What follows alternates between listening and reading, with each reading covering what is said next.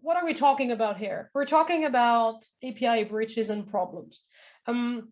So as Tanya was saying, at 42Crunch, one of the key things we wanted to do when we started the company was to educate the market, developers, AppSec people on APIs and API security in particular. So we created, like pretty much at the same time we created 42Crunch, we created something called API security.io, which is a complete, independent, and neutral. So this is no product related at all. And it's all about, educating and reporting breaches, bug bounties, tools, articles, events, whatever, we deem is useful for anyone to learn about this vast topic, right? Which is a very hot topic right now. So just 2 weeks ago, this report came out stating that only 6% of the people that they have talked to did not have a problem related to APIs, did not, right? And the reason for that is we are putting pretty much APIs absolutely everywhere across every industry and across every type of applications, right? So if you look at the problems that have happened, so if you take API security.io, you look at the newsletters and you look at the breaches, you look at the bug bounties and the problems that have been found or occurred, you'll see that pretty much it's a mix of problems that we are going to find there. First of all, input validation. This is no new news. We've been telling this for a long time, that you have to actually validate your inputs. And we'll talk about this in a few minutes. Rate limiting is an interesting problem in the world of APIs. And if we do this wrong, we can really open ourselves to a lot of problems. And of course, APIs are all about data. They're all about exposing data to our applications or third-party people, doesn't really matter, but it's all about managing and exposing data. So data leakage, like showing more than we should be doing, or being tricked into raising exceptions and leaking those exceptions is also a big problem. And of course, authentication authorization, this is very common, and this is also part of something very common in other type of applications which are not related to APIs, have been for a very long time. So this is kind of the mix, across everyone. All right, so I can see there are some comments here in the chat. Okay, all right, so why this is happening. So I'm talking to a lot of people, I'm doing a lot of presentations. I used to go to a lot of conferences, now I'm just doing them virtually. But all the people I'm talking to, if we look at why this is happening, why is this so pervasive? What are the mistakes that we're making, right? So first of all, what we have changed fundamentally with APIs is the architecture of our applications. When, maybe, I have enough gray hair to prove that, maybe when, 10, 15 years ago, when we were writing applications, we were following a very well-known pattern, like the model view controller, the MVC pattern, whereby you have your data. Your data is shielded and accessed through a controller layer, and that controller layer is doing what it has to do. It will be filtering the data, maybe mixing data, whatever it will do with it. Applying processes to it, and then it will be rendering it to some kind of client with HTML, or maybe with JavaScript, something to represent and present that information, right? So that's kind of what we were doing across the board. With APIs, what we're doing now in many applications is we still have our database. We just point maybe a little tool to it that says generate REST API. What this really does is generating REST-based access to that information, and then delivers the raw data directly through that API to the next layer. And in general, that next layer is directly the client. So that controller layer we had, where we enforced a lot of things like workflows and the order in which things will be happening and filtering the data, all of that, boom, gone in most cases, and being done on the client side, right?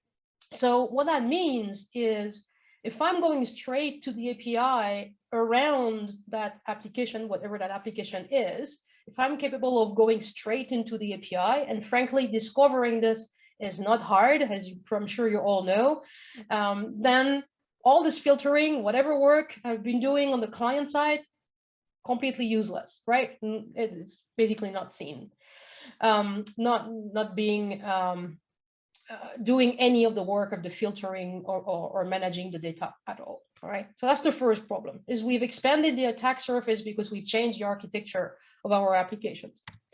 The second thing that we have done is, again, when I started working with APIs quite some time ago, people had a few in-house, maybe 5, 10, because we still had macro applications and macro APIs.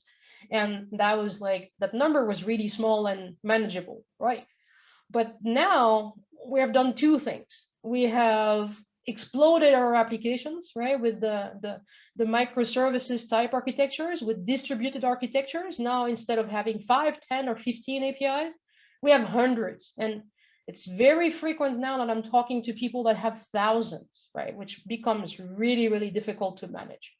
Now, we've given the developers plenty of tools to actually be extremely efficient at creating those thousands of APIs or hundreds of APIs. They have fantastic frameworks, they have tools, they have DevOps now, so they just push some code into some magic pipeline and boom, there is something deployed at the other end of that pipeline. So they're super agile and super efficient. But our poor, security people are not really equipped with the same type of agility. And what I see in many places where I go is the tools that we have given to the AppSec teams, the SEC teams, are really not adapted to A, APIs in general, and B, the scale at which APIs are being created and updated. Because it's not that we create one API and we never touch it again. No, we create an API and every week or even every day, we'll go and change that code. So all the work that we want to do in terms of validating whether that API is secure or not has to happen at that scale. And that's what really we don't see pretty much happening anywhere, right? So that's a big problem. And the next thing is, again, this is all about data and protecting data. So traditional security, I'm sure you all know, has been to create walls around our companies, right? We would have things at the edge, right? That would have firewalls over firewall over firewall, so that if somebody was jumping over the first wall, there will be a second one to stop them, and the third one, and the fourth one, until they can get to the core of our company, of our data centers. But really, when developers create APIs, what they do is they cut through all of those walls and just open a big, nice avenue into that information, right? Which is represented by the Arc de Triomphe in that picture in the back, right? So think that every time an API is opened, we start creating a new avenue straight into there. So now, we can't really stop that flow of data to start with. So it's all about, am I accepting data I should be accepting? Am I serving data I should be serving? And to be able to respond to that question, then the tools that are protecting us, they need context. They need to understand what that data is, what its format is. And that's where we're starting to introduce the notion of having to understand what is the data that flows in and out through our APIs to do proper security, right? So the traditional approaches are really not working anymore, right? And that's why quite recently, about 2 years ago now, the OWASP introduced a new set of vulnerabilities related to APIs, so specific to APIs. We used to say that when we, as Tanya was saying, when we met like zillions of years ago, she said, probably not more than 5 though. When we started this 4 years ago, we were saying and telling people, hey, APIs are different. That's going to be bringing new problems, and at some point, it was in 2017, the OWASP top 10, not the API one, was going to have an API 10, like the last one of the list, that was saying APIs are a problem, right? But then they looked at it and they say, no, we can't do that because APIs are really everywhere along that list. It's not one line of that list, it's across that list. Which is why, the team has been working, we participated into this as well, into an API security top 10, like a specific one. And if we look at, what's in there that's not in the top 10, well, first of all, the order is different. Like, I think injection is still number one on the OWASP top 10. Here it's down to the eighth entry, right? But the number one in there is something which is really, really data related. Let me just talk about this one for a second. So what AP1 here is talking about, broken object level access control, is really about it's a very fine-grained authorization issue. It's all about making sure that if I'm accessing an API, I have a valid token, I'm all authenticated and all good, right? I'm Isabelle. I can access, let's say, a bank account number, which is number 123, right? And now Tanya logs in with her token, right? And she wants to access also 123. Now we're not sharing a bank account, so she doesn't have access to my account 123 the same way I don't have access to her account 5456, right?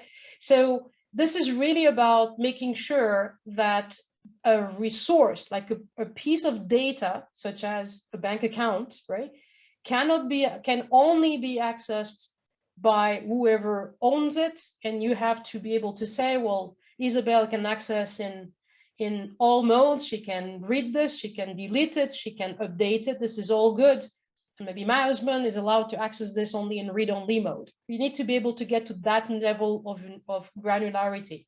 And that's the reason this is probably number one, is it's not an easy problem to fix, and it requires you to really understand at the business level what is the data you're manipulating and how people are going to access that data, right?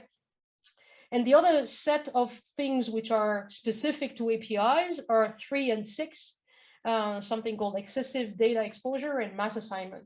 This is really about what is the data I'm going to accept inbound and what is the data I'm going to expose outbound. So API 3 is, and this is happening a lot, again, for many different reasons. Probably the most current one is that developers will be creating an API without really knowing how the data is going to be accessed and how much of the data is going to be needed. So what they will do is they'll just say, okay, we'll just create something that says return whatever account data, right? Account properties. And they will just return every single property they can find on an account. And if there's like 100 of them, they'll return 100 of them.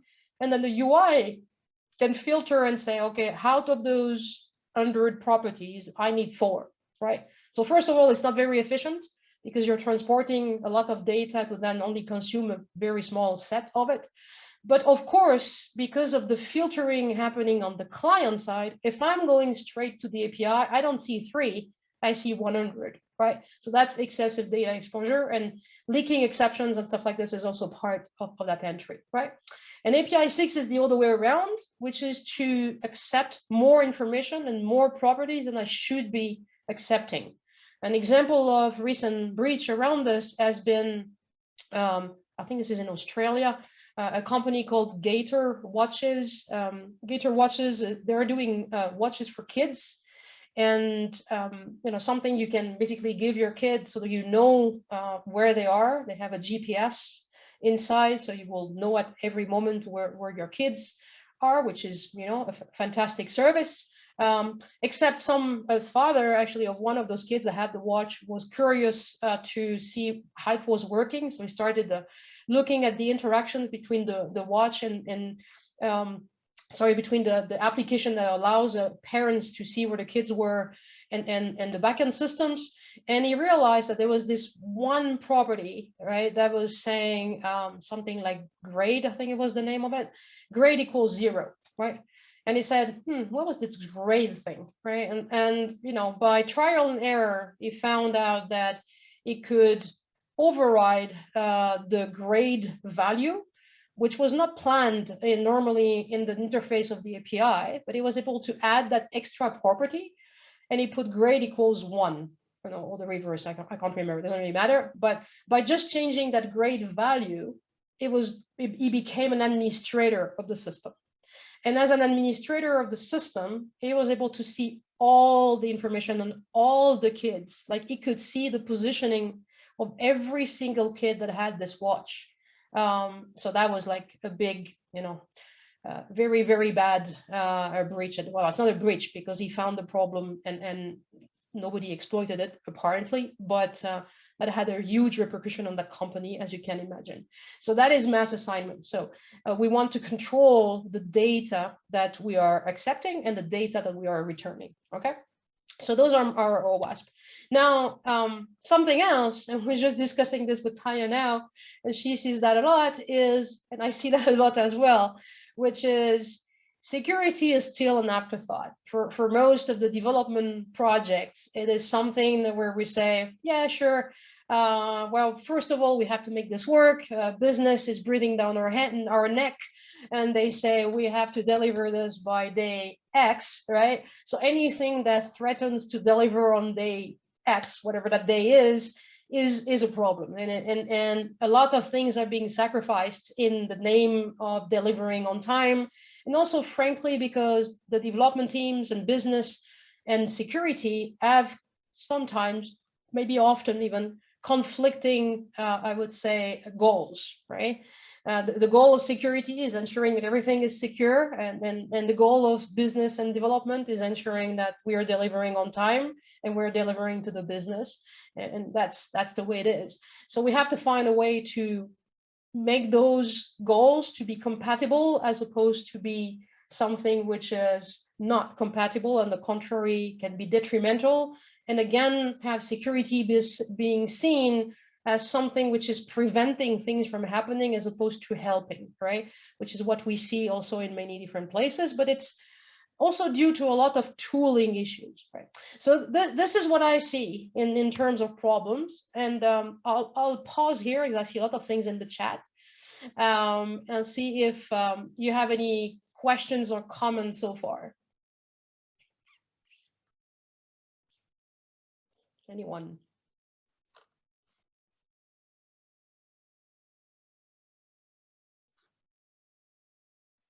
You want to reuse that cartoon? You can, please.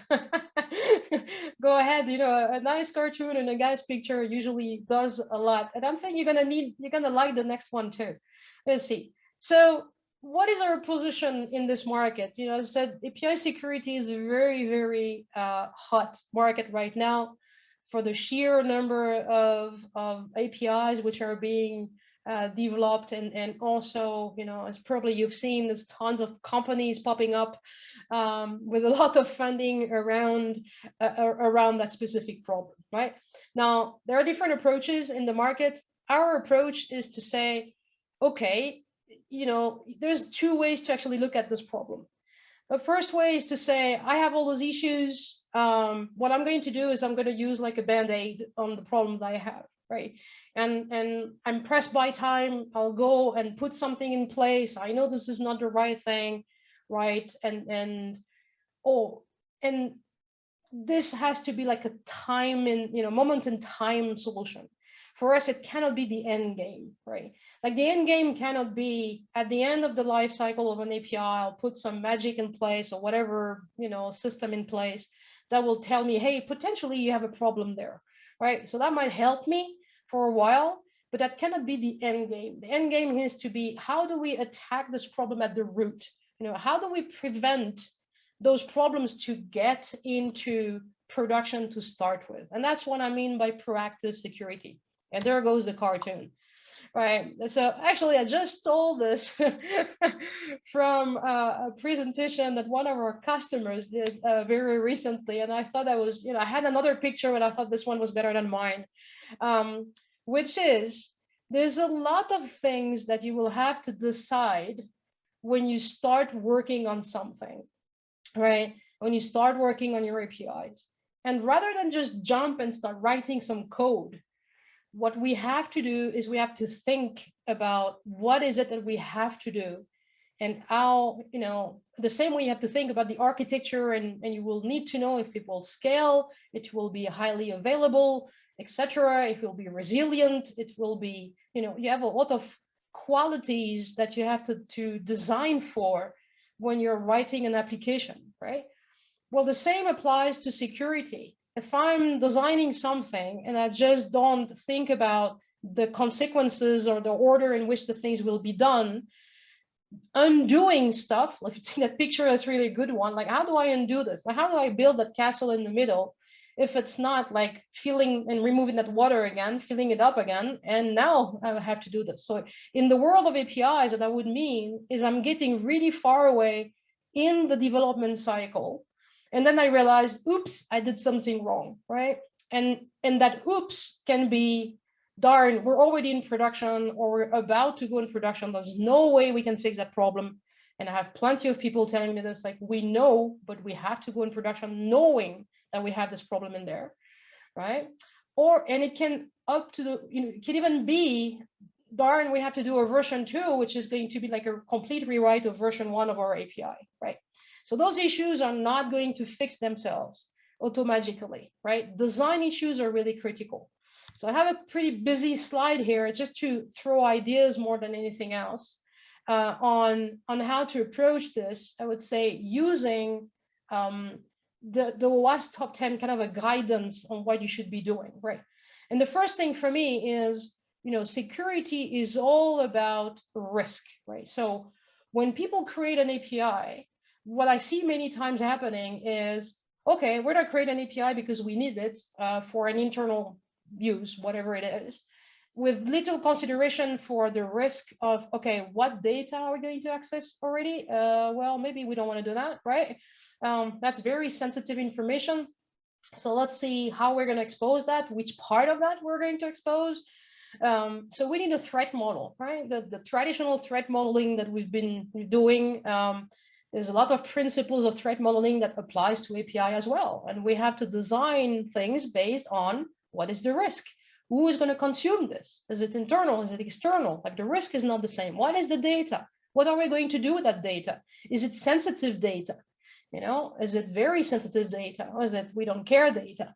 If it's, lost somewhere. So, and that will drive things like maybe we have to sign that data when we transport it. Maybe we have to encrypt that data when we transport it. I'm not talking about the channel here, like TLS is kind of a given, right? I'm talking about data at rest. Like what happens when TLS stops? Is that data in the clear? Does it need to be encrypted? Those are problems, for example, for healthcare, for insurance, for banking, very sensitive data. What do we do with it? Then we have to design the interface. How are we going to, what is the contract? How are we going to interact with that API? What is the data flowing in and out? What are we going to allow people to do through that API? What are the operations on that data? Is it only read-only? Is it update? Is it delete? Who has the right to do delete? Back to our fine-grained authorization policies, we were talking about this IDOR thing. What is it that we're going to do on the data? Those policies, like those policies I was talking about, like Tanya can access, but Isabelle cannot. Again, if this is not something you plan for when you design your APIs, bolting something on when everything and all the code is done, that's going to be really complicated, right? And actually, the requirement is to use an external engine to do this type of thing. So it is actually not written in your code, but you will still have to plug your code to those rules and enforce them and test them. And that's a lot of work, okay? So you have to think about this. Think about the data formats. Think about what is the data structure that we're going to exchange through our APIs. Do we have, I see people doing this a lot, do we have admin operations? If yes, where are they? Is it a separate API? Is it together with that specific API? Is it the same authentication and authorization we're going to use? Probably not, because there are admin things and they are more sensitive. So that's really, critical. And finally, something pretty much no one thinks about, which is operating. At the end of that line, we are going to operate that API. We are going to deploy it. Now, another thing that you don't want to bolt on after the fact is anything related to login monitoring. You need observability. You need to understand how that API is going to be used. I'm not only talking about debugging to find a problem in the business logic, etc. I'm also talking about, and this is very critical in distributed applications, is you get a client that calls an API, that calls another one, that calls another one, that calls another one. And there could be like, I don't know if you ever saw that Netflix picture of their architecture with all the microservices. I don't know how somebody can find a problem in that ocean of microservices, right? And that, no wonder they've invented amazing tools around it, because they need that to be able to understand if something fails right there in the middle of that transaction. you know, who is going to find where that problem was? And if you have a security problem, you would have to do forensics on the problem. Where are you going to find that information again? So this is something you have to design from the ground up, having a proper framework to do all of that, right? And then same thing for rate limiting. So rate limiting is something we have to design. Not all the operations will get the same rate limiting. For example, authentication, password reset, they need different rate limiting, much more stringent rate limiting, right? And finally, okay, lifecycle, versioning.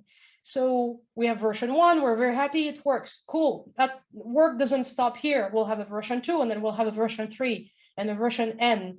And our versions will evolve. And at some point in time, we'll have to retire versions. And we have not to forget to remove them, right? So that also something has happened somewhere, I think it was in India, where they left a version 1 of an API running that had access and direct access into the production systems and the same production data, except it was not used by clients anymore, but they never shut down the endpoint.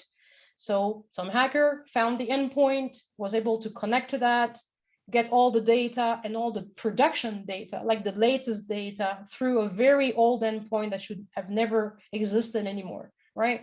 So all of these are questions that we need to ask ourselves when we start working on an API, so that we take the proper decisions, and many of those decisions are going to be really hard to change. The more we advance in the API lifecycle, the more complicated it's going to become, okay? So our approach to that is to say, okay, what is the language we can have that everybody talks that will represent, hey, this is my API, that's what it does. We can express policies in there, security policies, maybe SLA policies, event, whatever. Everything related to how our API behaves and what it does and what it delivers in terms of functionality in a single definition, which is based on something like OpenAPI or Async API, which are like de facto standards for representing what an API does. This is more and more used in the market today because it allows an API design first approach, where I have the ability to, from those definitions, to create mockups, to generate implementations, to, of course, publish documentation, which was the original goal of OpenAPI, which you may have heard and known as Swagger. It's the same thing, right? It's just a new version for it. It gives me this ability to do something called security as code. So the same way you can describe your architecture today in Terraform or in the Kubernetes YAML, and you take a YAML for Kubernetes, you execute that, you can delete, recreate, delete, recreate, delete, recreate. You can do this as many times as you want. You have something will always give the same results. And if we all look at that YAML file, we'll know what is the architecture, what is the infrastructure that this is actually publishing, right? And then we can do some diffs, we can do versions, we can compare. This is exactly what we want, right? So in the, oh, sorry, I thought I had this in there. Okay, so in an OpenAPI definition, you can declare all your operations, all your data, and that's what we're gonna see in a minute, okay? So you can even do, just to give you here some links, and then we'll talk about what we do security testing out of OpenAPI. Again, the great advantage here is we have a single definition, which is created by the developers, which will allow us to describe exactly what the API does. So if you're a security tester, if you're an AppSec person, you need to test an API, there will be a lot of tools you can use to do this automatically, even as part of a CI/CD pipeline, so that for every single API will have its own little definition because they use different data formats. So you cannot just have one size applies to all here, right? Every single API is different, and every single API needs to be tested individually and differently. So if you use a Swagger file, OpenAPI file as the input, then you have that. You have that unicity. You have this information to do that automated testing, right? So that's what I'm going to show you now. This is the first step in this, is this free tool that we're going to show now that will look at that contract to start with and ensure it's actually proper. And that's kind of the first step. And once you have a file which is proper, then you can use it for many other different things. You can do automated fuzzing, that there is a plugin in Zap for actually doing that, or in Staghoke. Staghoke is written twice here. You have something called Microsoft Wrestler. You can test this IDOR, this BOLA problems with an open source project called Fuzzlighter from Yelp. And there's much more, right? I'm just putting here the top ones. There's another OWASP project as well called API Check that does that. So there's a lot of different projects here that will nurture it's themselves and from an open API file to generate all their automated testing. Okay. And what we also do at 42Crunch, this is not part of the free part of the platform, is what we call a conformance scan. So this is something to take the definition of an API and validate now that the implementation is actually according to that contract. So you have a contract that says, this is how I behave, this is what I do. So now what we're going to do is first test that in, let's say, normal conditions with the good data and everything, you actually behave the way you should be, which is great. And then we'll start just hammering the system with all kind of bad stuff, bad verbs, bad content types, bad data formats, data which is not respecting the constraints you have defined. And see, and what should be happening is your API should be resilient and should be handling all those exceptions and this bad data nicely and handle it in a way that the contract defines. So if you define for every bad data, you get code 400 with a certain message, that's what we will look at, right? So if you're sending some information and you barf an exception at us, or you send us a 500, which is not planned, then we will report on all of that and say, see here, if I'm sending you this type of data, you're not resilient enough, right? And all of that we can drive automatically from this open API definition, okay? So that's kind of the theory. I'll stop there and then I'll go and get into my tool to show you the demo. Before I do that, any questions or comments? I see the chat is eating up here. Yeah.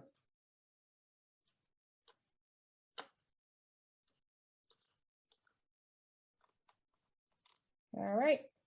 Well, I'll look at the questions later. Okay. Let me start with the demo first. Okay.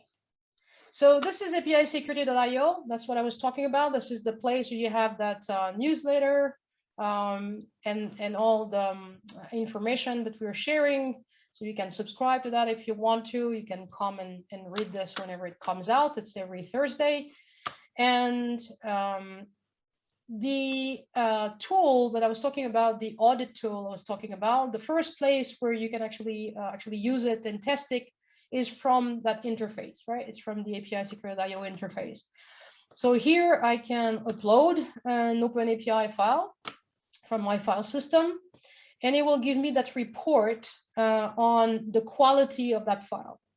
So this is a pretty opinionated tool, right? We are security specialists, so we have created a lot of different tests that we deemed are representative of the potential issues that will occur if you're not addressing those points, okay?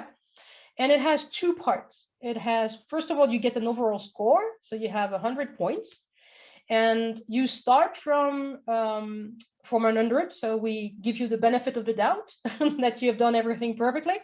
And then every time we find a problem, then we'll just remove some points from that 100 score, right? Now there's two parts to it. The first one is security, and the second one is data. We also look at whether you actually follow the spec or not, and believe it or not, a lot of them do not follow the spec, so this is actually useful, but that doesn't account for the actual score. For the security, what is it that we're looking at? So again, as I said, we're pretty opinionated about what you should be doing, right? And the fact that, for example, basic auth is less secure than an API key, which is less secure, or pretty much, well, let's say we put them pretty much on the same level, but less secure than something like OAuth, right? Why? Because API keys or basic auth are static credentials, if you want, with a very long life that you keep transporting over the network, which is why we raised that error here, and therefore is more prone to be stolen or to be lost in a GitHub or lost in the code or hard-coded in applications. A lot of those things happen and have a very long shelf life. You know, it could be months, maybe even years if you don't revoke them. So, you know, depending again on the risk, on that threat model that you've been doing, depending on the risk of the application, that might not be the right thing for you to use, okay? So what we do is we give you the potential problem, we give a severity to it, the score, so in this case, 3 points, but also we have this, let's see if I can expand this, I thought I could, okay. We have this encyclopedia of all those problems. So let me go and show you the encyclopedia. So for all those problems that we find, we have this encyclopedia with all the problems, right? And for every single problem, we will tell you, hey, you know, this is a description of the problem. This is an example of what you have done. This is how it can be exploited, and this is how you fix it. And this is true of every single problem that we point to, right? So that you can actually learn from this. And this is really the goal. The goal is not, this is not a shame game. On the contrary, this is really about pointing early to potential issues so you actually fix them. We're starting to see some even gamification of this. The people were in teams which are competing for the best scores or fastest time to fixing all the problems. So that is really the goal. The goal is for developers who really have that knowledge to bringing their knowledge here of the application, of the business, of what has to be developed, and pour that into that specification. So we have a single place, a single contract that represents this information. So that is the security part. And the second part, which has more weight, is everything related to data. And really what this is all about is about constraining data. So for example, here I have an email, right? So I've specified a pattern in there, but that pattern, as you can see, is not, let me see if I can zoom here a bit, sorry. That pattern here is not constrained in the size, right? So I could put an email in there with the right format of like 1 million characters, and they're really not something we want to do. As you know, in security, everything related to data is about constraining that data and enforcing the constraints around that data. So we're going to use that as well in the scan later to test, right? But that's really about making sure you understand, you have to put the max length in there, because again, if you're not doing that, you could have buffer overflow problem, you could have some code, you're more prone to injection attacks, etc., etc. And how do I fix this? Well, I'll put the max length, right? And you can put some regex and stuff in here.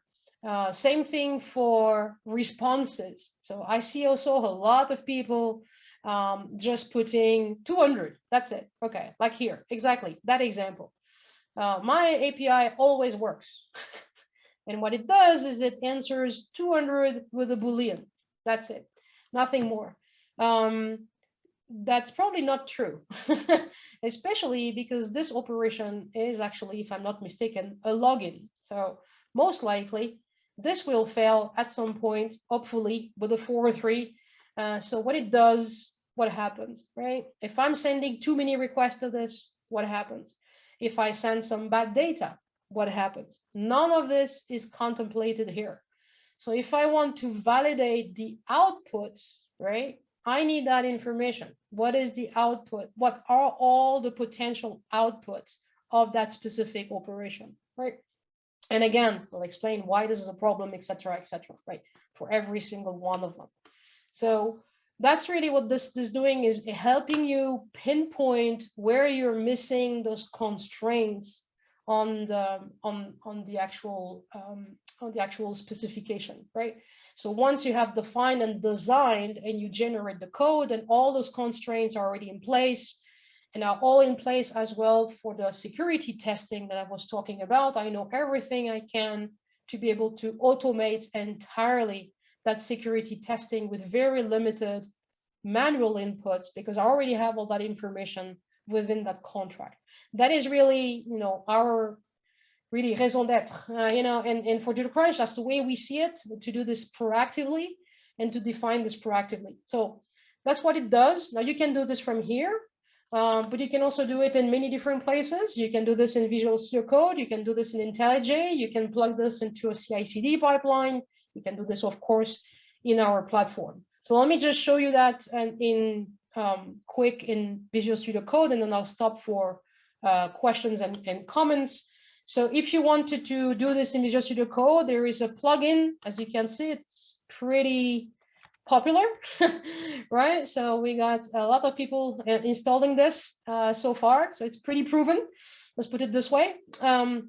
And all you have to do is go to Visual Studio Code. Let me just go in here, right? And we will install that. Actually, let me just update it for a sec. And once it's installed, okay, let's just go install and reload that. So we reload our browser, our IDE, I'm sorry, right? So if I take an OpenAPI file, the same one or a similar one to the one we saw in the UI earlier, then we will see this little icon popping up here that says 42C. The first time you click on this, what it's going to ask you is for your email. So let me just put my email in there.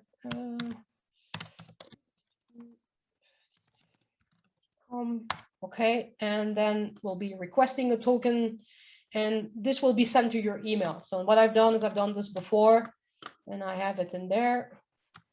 There we go. Okay, and I'll just put my token in there. All right, and now it's going to run the audit. So very simple, see, very easy entry point, just your email. We promise not to spam you. And then you have access to the functionality. So you will have exactly the same functionality I just showed you in the UI, except now I see the results of the analysis that we've been doing directly within the editor. So it makes it even easier to consume, okay? So you will see things directly in there. You will see the problems. You can go and highlight them straight. You can see this little yellow tags here, or red tag to show this is a critical problem.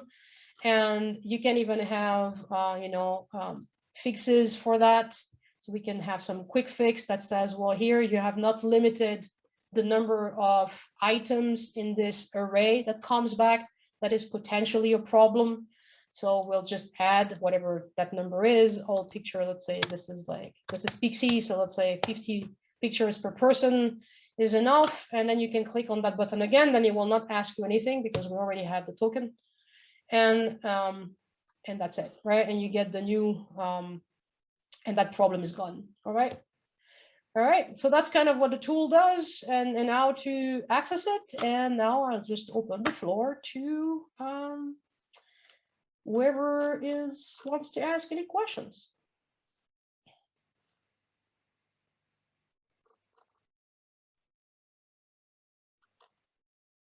Let's go back.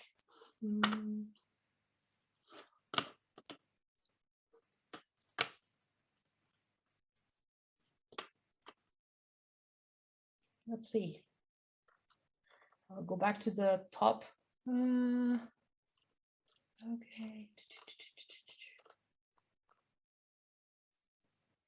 Okay, so let's start for the first one that was asked, that says, how can we bring shift left mentality into API security? I don't know. Tanya, you might want to help me there as well, because you do a lot of this. This is you, right? This is what you actually advocate all the time.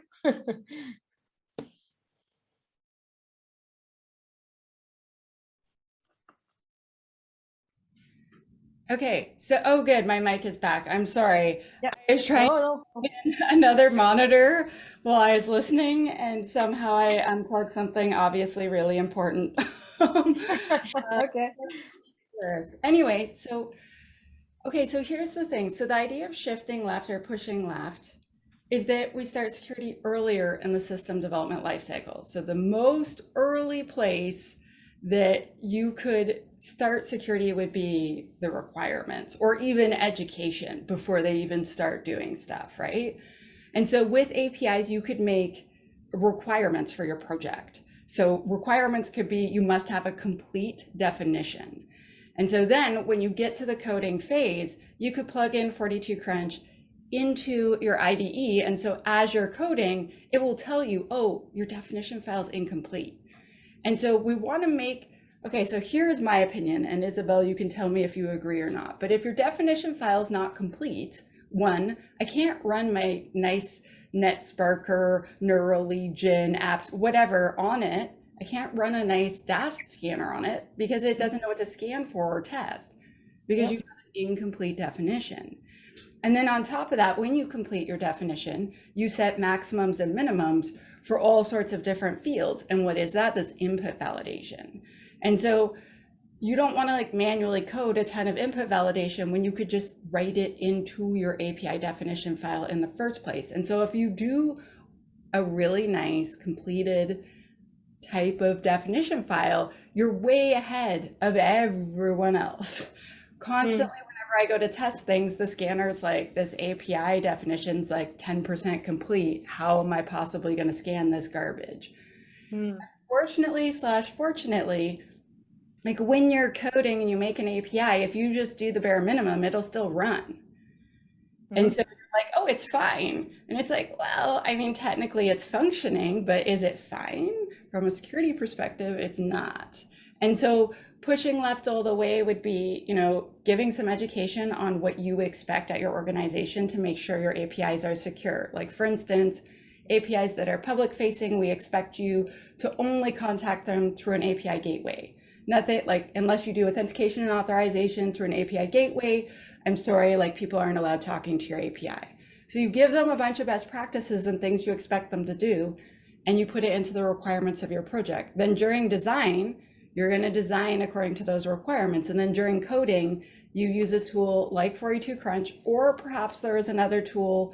I don't know if there's another tool that does quite what she showed us, but yeah, so that's the thing is like someone in the chat was like, well, we have to show 3 tools if we want to be able to get a new tool, like so that we can do an option analysis. And I couldn't think of any. And I was like, maybe Isabelle, no. Yeah, so it's like linter, like a linter specifically for your API, like audits it and tells you like, this doesn't really look good to us. Will it still run? Yeah, probably. Will it run well? I mean, maybe define it, but like, will it be secure? No. And so I would say like the most left you could push would be like during the coding phase, linting your code right as you're writing it. Absolutely. No, that's exactly that. So that's really the idea is, and you know, I was just in a conference this afternoon from one of our customers that has you know, thousands of developers and thousands of APIs and using our platform. And the audit that I just show you is very unique, okay, in its functionality. This is something you know, we are the only ones to do at that level of detail. There's some linters of OpenAPI out there in the market, but not so much that focus so much on the security aspects of it. Now, we have competitors, of course, but of the overall, I would say, platform and API security protection in general, you know, if you just type API security, you're going to find a lot on Google. Without me giving you names, you're going to find people if you want to compare. But the audit functionality is very unique. To address one of the questions here about the you know, what do we do with the data? Pretty much, should you upload it through API-secure.io, or should you do this through the IDE that I've showed you? It goes to the same place, right? Which is a place where we basically just do the work of taking the OpenAPI file in, analyzing it and returning the report, and then we don't do anything with it. We don't keep it at all. If you open an account on our platform, then you'll be able to import those and keep them. And of course, they will be encrypted, etc., etc. So you have also this capability. You can self-register on the platform to do the same audit. And in that case, the files will stay, they will be kept. So will the report. So you'll have a history and everything. but all of that information is encrypted. So then they're safe, right? If you're not using like this easy access through the IDEs or everything, it's just really, think of it as stateless if you want. We do the work and we just don't do anything with the data. In terms of false positives, so this is a very common question. We don't get, really false positives here. This is not your usual SAST maybe tool that you might be used to that looks at your code and tries to find problems. Because what we're looking at is the interface. We're looking at the information from the contract, which is very, if the data is not there, the data is not there, right? Where we're going to find most problems is when you get to the next stage. Like if you have told us with something which is wrong in the contract and we start using that to do the testing of your implementation, should it be in 42 Crunch or in other places I was talking about, then if you have put something wrong in there that you deem as being false, it will be because your contract is wrong. Like if you told me this is an int, right? Integer, I have to believe you, right? Now, if in implementation it turns out the developers have defined this as a string, then that's not going to work and there will be a problem there, but that's not really a false positive. It's because indeed there's a disconnect between the implementation and the actual interface, right? So, again, large customers, they are not, I don't think I've heard any complaint about false positives. People may disagree with some of our findings more than anything else, but not really a false positive at all. No. All right. Oh, there's another question in the chat.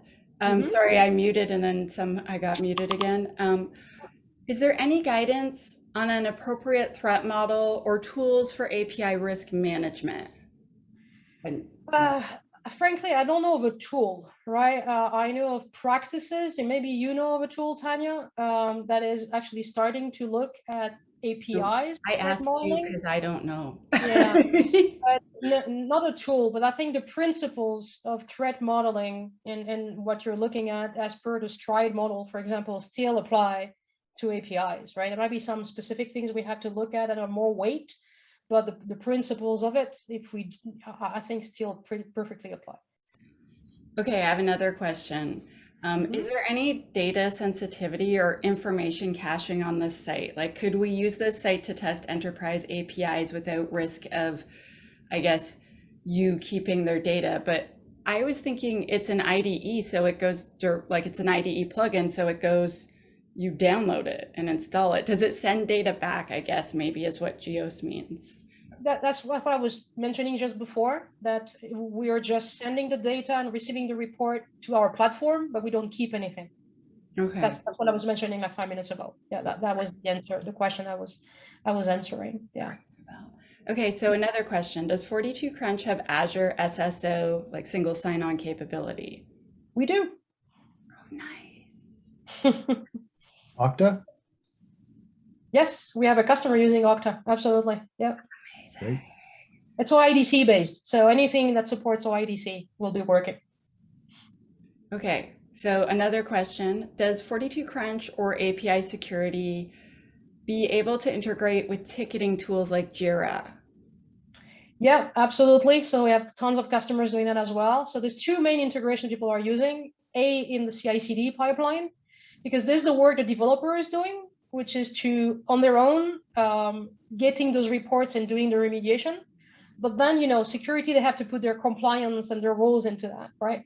So the same tool you will run in the CI/CD platform, but on top of that, you're going to put what we call security gates, which is to say, okay, to pass that step in the CI/CD, then say your minimal score needs to be 75. And for example, we don't want to see problem A, C, and D reflected in that report because in our company, those problems are big no-nos, right? So if we see that in the report, we'll break the build, basically, right? So that's very complementary to what we do in the IDE. And then for a Jira perspective, we do this more for the scan than for the actual audit. So the results of the testing of the code, you can integrate that with a Jira or GitHub or something like this as well. Yeah. So someone asked, brilliant, check. Where do I sign up? And so I put a link in the chat. So if you go to 42crunch.com, and then you can click on resources and then click on IDE plugins. But I put the actual complete link in the chat, but for people that are watching later. If you want to test the platform, you can also go there just directly. Just put this to everyone. Just go in here and you can directly register with GitHub, Azure, whatever, create an account, and then you can go ahead and play with it in a community environment for free. That's so cool. I love how you have, I feel like it's very generous of your company. No, but it's awesome. I've been using it with one of my clients and it's been super helpful because it's like, oh, it's not Tanya telling you it's wrong. Look, the tool found it too. Exactly. Yes. It's like, oh, I don't know what to tell you. The tool says it's bad. It's not my fault, but it's like, it's bad and I want them to fix it. And so it's like, awesome, because it finds things for me. I look very smart thanks to you. My pleasure. And I saw a question there about soap. So no, we're not doing soap. I'm sorry. We had a long debate about this when we started the company, but we decided to stick to REST and JSON for now. However, we're looking at other things like WebSockets and GraphQL and all those new things that everyone wants to use, and it's going to be interesting from a security standpoint as well. Yeah, I don't blame you. My question was selfish because my industry is heavy on SOAP because there's lots of old legacy stuff. Yeah. Yes, I'm not surprised. There's still a lot out there, you know. Yeah. And we still haven't invented everything to replace, from a security standpoint, what SOAP was capable of doing. So all the beautiful WS star, we are missing a few of those still. I think concentrating on the new stuff is a really good business plan personally, because like if you work really, really hard to support all the old stuff instead of the new stuff, then people might mistake you for not being forward thinking. I think that it's really awesome to be the first one that audits GraphQL, the first one that does WebSockets, etc. Like then you become the standard.